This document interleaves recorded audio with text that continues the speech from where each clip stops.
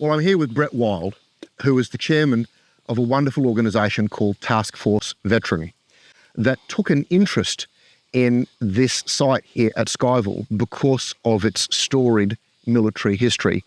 Brett, how did you come to Scheyville? Nathan, my connection with the military goes back over 25 years of service, and obviously an avid studier of military history. You sort of become aware of these remnant pockets of defence establishments around New South Wales that have become dormant, places like Ingleburn Army Camp.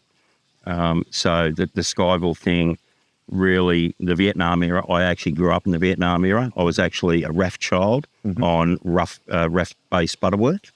And we used to have the C-130s route through Butterworth, and we used to have armed guards on the school bus because the communists were around. So the Vietnam era was very instrumental in my life growing up. And then when I left the army and I needed to find a mission, so Scheyville just happened to drop into my lap. When we deploy overseas, we deploy as what we call JTF, a Joint Task Force. So that'll be Army, Navy and Air Force. So changing our name from Hunter Anzac Memorial to Taskforce Veteran better connects with younger veterans. So we have a veterans housing project in the Hunter. We do veterans morning teas up there. So we do a raft of things that are supporting veterans in the Hunter, and then looking at the degradation and the disrespect of this site, just sort of propelled me into action. Yeah, and as I was telling you, I mean, I've been tramping all over this site since I was a kid, and it had become very eerie and sad and neglected under a series of government instrumentalities that never really quite understood or appreciated the heritage that was here. What was the site like when you first saw it? The site was, especially the western side, Nathan, as you probably recall, was at the point of falling down. The ceiling had sunk, the roof line had sunk 180 mils, the walls had bowed out nearly 200, and considering that both of these Connaughton huts were field hospitals on Manus Island in World War II, dismantled and then re-erected here as part of the migrant program to rehome people from So these are relocated buildings? From Manus Island. Ah, I didn't know that. Yeah, that's where they came from.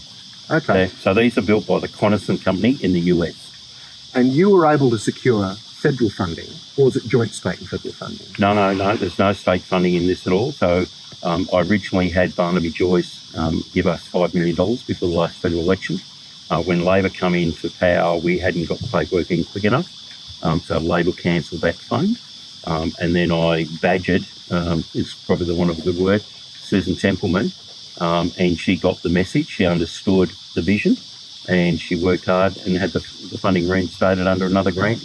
And I can see that you've used those funds to restore a number of buildings on this site, which of course is historic and in people's minds in unexpected ways. This is the site where the TV series 10 Pound Ponds was filmed, because so many of what remains here is still authentic to that era.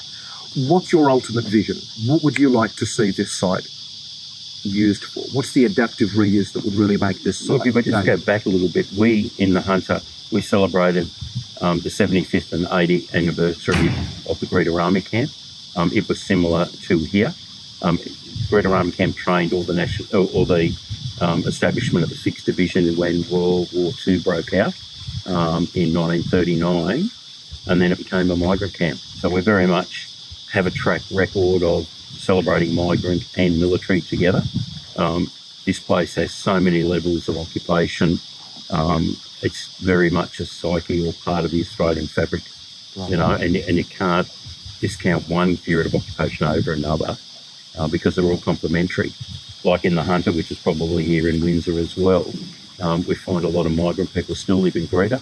They married some of the army guys, and the migrant period is very important because a generation of people took a leap of faith to come halfway around the world, facing, life in war-torn Europe, to come to a strange country, hoping that they took a leap of faith with us. Yeah. And a lot of those migrants have gone on to create very successful businesses in Australia. Yeah, and of course I've met a number of migrants who came to Australia.